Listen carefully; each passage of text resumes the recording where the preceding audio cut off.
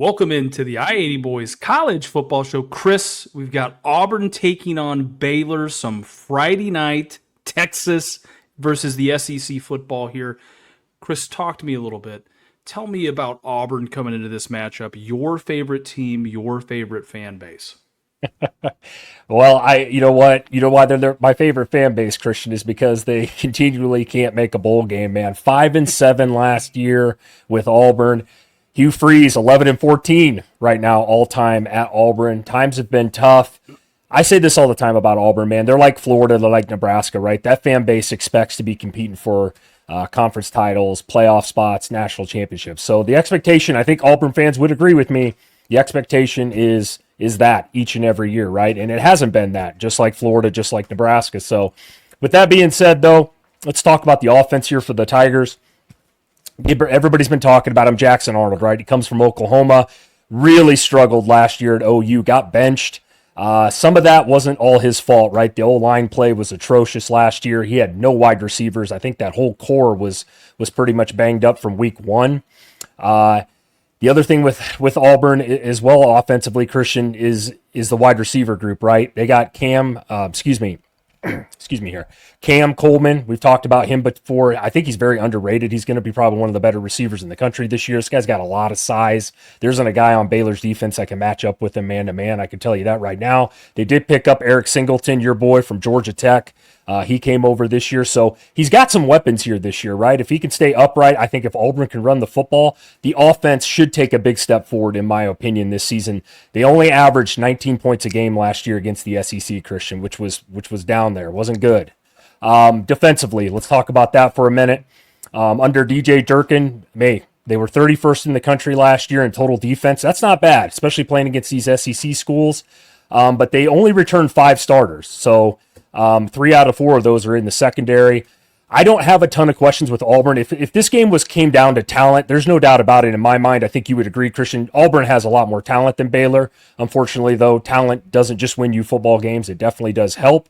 But I don't have a lot to say about Auburn's defense. Like I said, it's going to be the first game of the year here. We haven't seen much, a lot of moving pieces, but I do expect Auburn to have a solid defense this season overall. With that being said, Christian, tell me about those Baylor Bears. Yeah, before I get into Baylor, Chris, you said something. I want to touch on it. I got to disagree for just a second. You said Auburn's been a rough few years. They just won 7 national titles in this offseason, Chris. Apparently, it's never been better to be an Auburn fan and over there at the barn than this offseason, man. So you got to love that. Your head coach is out golfing, becoming parts of memes all the time. Just tack those national titles onto Hugh Freeze, right, Chris? Right. No, I will say this. I'm glad you brought that up because I forgot about it. I was thinking about that the other day. The fact that you're going out and claiming national titles from the 40s or whatever 50s, that's how you know you're a poverty level program, man. You can't. I don't understand that. I don't agree with it. I don't know why teams do that very often. Makes no sense. But yes, I'm glad you brought that up, Christian. Hugh Freeze, Coach of the Year.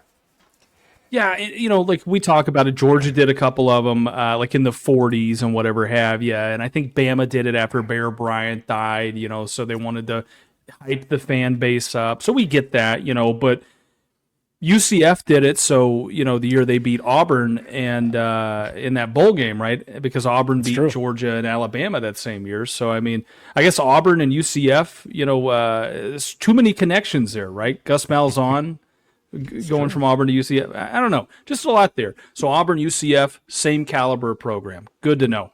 All right, getting back into it here, Chris. Look, Baylor's coming off an 8-5 year last year. We talk about returning production. They returned 13 players, 8 on the offensive side of the ball, 5 on the defensive side of the ball. Some of their top players on offense. Quarterback Sawyer Robinson comes back, running back Bryson Washington, and then 2 good wide receivers in Ashton Hawkins and Josh Cameron.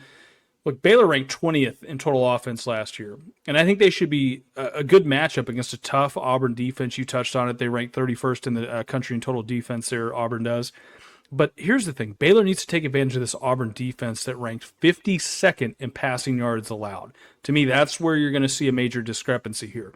If you want to see Baylor run the football, look for running back Bryson Washington to get going. He exploded for 1,000 yards and 12 rushing touchdowns last year. Guy can run the football.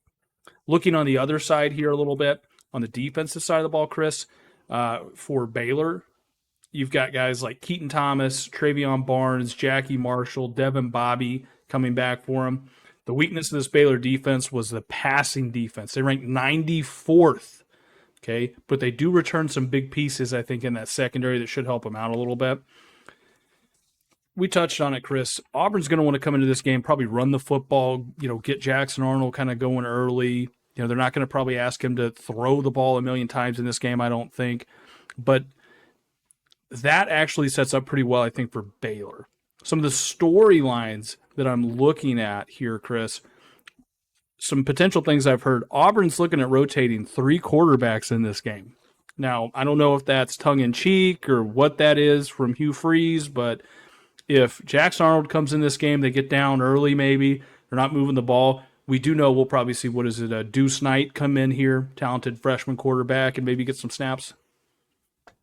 That's what I heard. Now, I'm with you on this as well. I don't know if he's just blowing smoke, honestly. I find it odd if your quarterback, who was highly touted, he was a big key in this transfer portal, and he's not starting. I mean, that's kind of a question mark and maybe a little concerning for Tigers fans.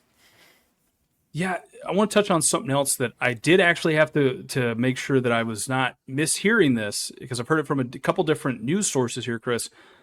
Auburn has 3 different play callers. Have you heard about this? No. They've got one guy that calls plays on first down, one guy that calls it on second down, and then Hugh Freeze is going to call plays on third down. What is he doing? He's been golfing too much and playing too many scrambles on the weekends over there. It's a real thing, by the way. If you haven't done it, I'm telling you, look it up. It is insane what they're doing over at Auburn. Jesus. Last but not least, Dave Aranda. Okay. Guy was on the hot seat going into last year, after a few years ago being one of the hottest names in the country, kind of underperformed a few years there at Baylor, had some things kind of go against him. This is going to be a pivotal year for him to kind of get his name back up there, in the coaching world of things, right? No better way to do it than to get a win starting the year off here at home against Auburn. Chris, I want to get right into the score prediction here for you. I'll kick us off. Give me Baylor 24, Auburn 21.